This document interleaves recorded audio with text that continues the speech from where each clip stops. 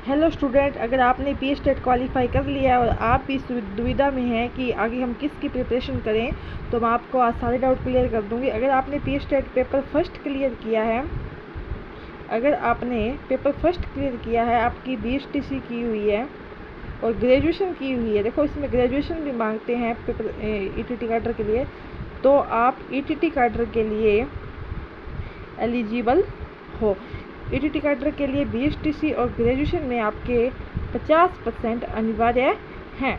अगर आपने paper 2 qualify किया है और आपकी BA, B.Ed या BSc B.Ed और आपके ग्रेजुएशन की बात करूं तो आपके अगर 55% है तो आप मास्टर कैडर की तैयारी स्टार्ट कर सकते हैं बच्चों।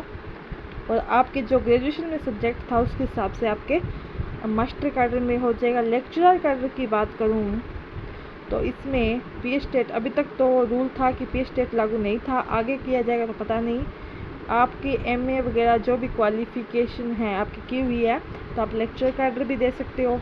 तो अब काफ़ी के डाउट था, मैंने सोचा ये वीडियो बना के डाल दूं कि पी स्टेट तो क्वालिफाई हो चुका है, अब आगे किसकी प्रिपरेशन करें। तो पी स्टेट का पेपर आपने पेपर फर्स्ट और पेपर 2 दो प्रकार से दिया था।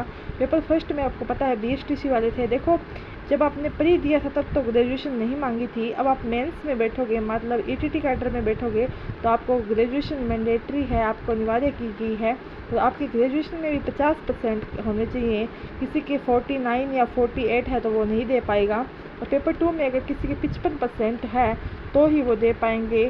जनरल के लिए 55 है, जनरल OBC के लिए, बाकी को शायद 5% की छूट है। अगर आप अदर स्टेट के हो तो आपको 55% होने चाहिए क्योंकि आप जनरल में ही काउंट होगे। और पी स्टेट की बात करूं कि अगर आप वहाँ, वैसे तो आपने रिजल्ट देखा होगा पी स्टेट का, तो वहाँ पे क्वालिफाई और नॉट क्वालिफाई 2 आया था, तो आपने देख लिया होगा। फिर भी अगर बात करूं तो अगर आप जनरल के हो या तो आप पंजाब में ही जनरल में काउंट होते हो तो आपके 90 नंबर है तो आप इसमें क्वालिफाई हो। अगर आप अदर स्टेट के हो आउटसाइड पंजाब के हो तो भी आपको 90 चाहिए। अगर आप OBC के वहाँ से OBC के हो जहाँ पंजाब के तो आपको 82 चाहिए। अगर आप राजस्थान, हरियाणा, पंजाब अदर स्टेट के OBC से आते हो तो आपको 90 ही चाहिए, ठीक है। SC ST वालों को 82 चाहिए। तो ये उम्मीद करती हूँ आपको ये समझ आ गया होगा, क्योंकि वो अब आपको पता है ETT कैडर भी जल्द आ रहा है। ETT कैडर, मास्टर कैडर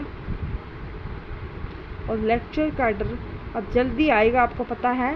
क्योंकि देखो अब जाती सरकार है, इलेक्शन का टाइम है, तो उम्मीद करेंगे इस साल के अंत तक अपने को तीनों वैकेंसियाँ दे के जाएगी ये। और किसी ने पेपर फर्स्ट और पेपर 2 स्पेशल एजुकेशन से क्लियर किया है, paper first and paper 2 special education से क्लियर किया है, तो वो स्पेशल एजुकेटर की भी तैयारी स्टार्ट कर दें। क्योंकि पिछली बार इन्होंने 3 साल में स्पेशल एजुकेटर की वैकेंसी करवाने की गई थी, 1 साल हो चुका है, अब एक अब आने को खेल रहे हैं, एक इसकी बाद में आएगी।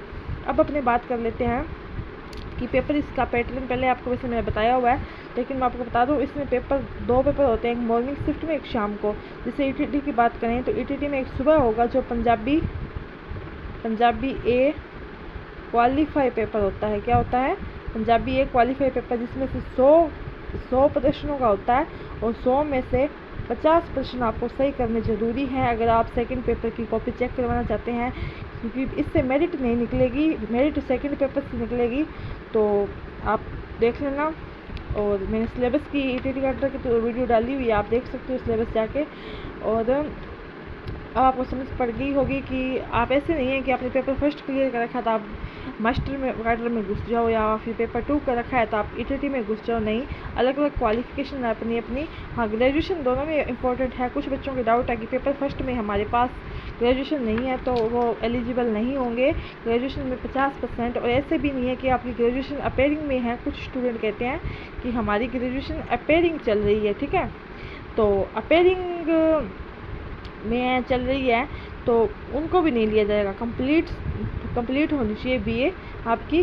तो उम्मीद करती हूँ ये आपको वीडियो अच्छी लगी होगी। अगर आप पहली बार आए हो चैनल पे तो आप चैनल को लाइक शेयर सब्सक्राइब करना, कमेंट जरूर करना आपकी वीडियो कैसी अच्छी लगी।